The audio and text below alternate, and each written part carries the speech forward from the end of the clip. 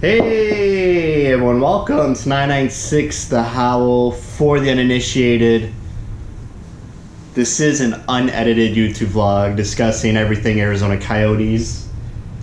It's our boys over there. You just gotta laugh. Actually, you can't laugh anymore. It's getting pretty sad. Frustration is piling on. Don't know what else to say about this. I'll probably just rant whatever comes to my mind. Compared to last season, I hated watching games because the Coyotes would just get, trampled over. They'd have so much defensive zone time in their own end. Other teams just take advantage of the Coyotes. They spend close to a minute straight of just circling the Coyote zone. It'd make me feel, it made me feel bad. Like, I didn't want to see my favorite team just get pushed around like a couple kids in a schoolyard. What the Coyotes were doing last year was just hoping their goaltender could make the timely saves that they needed and then go back the other way and get a goal and then come back down in their defensive zone and rely on their goaltender. And it ended up working in the later half of the season. But it took them a long time to fix their defensive zone play and their neutral play. And like I said, it finally got fixed in the later half of the season. So fast forward to this season, the Coyotes absolutely are a great team in their own end. Their neutral zone play is fantastic. They're supporting each other.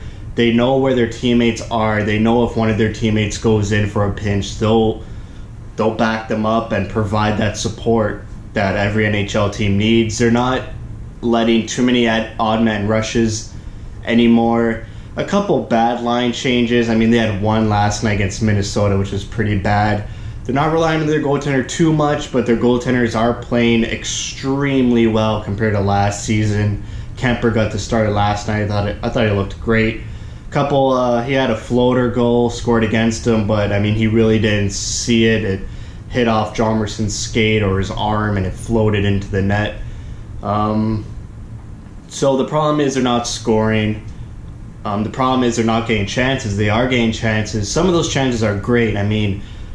It's hard to remember the players' names, but I think Osterley had a great chance from a setup by Keller.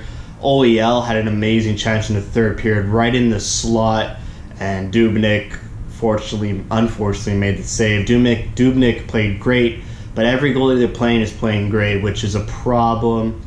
The shot quantity, they're outshooting their opponents in every game. I don't like that stat too much because how are the quality of the shots? It's quality over quantity, right? So the quantity is there. The quality is sort of there. The scoring chances they have are on par with their teams they're playing against. They even almost, double scoring chances. Against Dallas, they had way more scoring chances. Against Buffalo, way more scoring chances than Buffalo. Last night it was pretty even. It was a really great hockey game by both teams. Just, they can't buy one, and I don't know what the answer is, and Tocchet has no idea what the answer is either. Looking at his post-game interview, he's just like, yes, someone's got to stand up and put the puck in the net, which is true. Everything's going right. The PK is above average. The power play, we're getting most of our goals on the power play. 2 of the 3 goals are by Strome and Perlini on the power play. But it's just, the team still hasn't gotten a 5-on-5 goal, but 5-on-5, their offensive zone time is great. They're getting the chances. They're cycling hard. They're battling for the puck. Keller, Hinostroza, Strome, they're hungry. Fisher, Krause, everyone's aggressive on the puck courier in the offensive zone. It's just the pucks aren't getting in. Net front presence might be an issue in Buffalo. No one was really in front of the net. That kind of changed in Minnesota. I saw a couple guys go to the net. Panik, Krause, Fisher. Perlini had a terrible game against Buffalo. He comes back against Minnesota. He looked noticeable out there. He scored. What a sweet goal he scored. He had a couple other chances. He was taking shots. He was using his speed. He was aggressive. And like I said, he was noticeable. So when a player has a bad game and he comes back the next game and he's so much better. That speaks volumes to about the coach and about the locker room. I don't think the guys are feeling too bad about themselves, honestly. They're having fun out there on the benches. I mean, in the locker room, it's not as depressing as last season, that's for sure, without a win in 12 games. But just listening to their post-game interviews, they're just like, yeah, they're doing everything good, just can't finish. And I think Galchenyuk has been cleared for contact. He's going to draw into a lineup sooner or later. Hopefully Chychrun and Dvorak follow suit. And that juggles the lines, but it brings everyone to where they should be. Grabner, Richardson, Cousins, or Krause, or Fisher should be the fourth line. And in the third line, you'll have Dvorak there. And then the second and first line, you have Galchenyuk and then Strome playing with great players.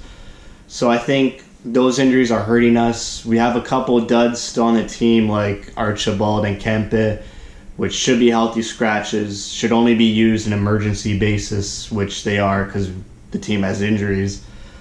But yeah, it's tough. They're still on a road trip. They got Chicago Thursday, Winnipeg Saturday, and then Columbus. And it's not going to get easy. In the Western Conference, there's no easy games. There's no Ottawa Senators or Detroit Red Wings or the New York Rangers. I mean, they did play Buffalo, but they didn't show up to that game at all. I'm not worried. I like watching the games. They're playing good. They just can't score. It's just frustrating. And that's what's bringing out the anger in the fans and the complacency in the fans and the distraught. It's not like last season where we're actually bad in numerous areas in their game. It's just they can't score. That's it. I mean, every part of their game is a great NHL team.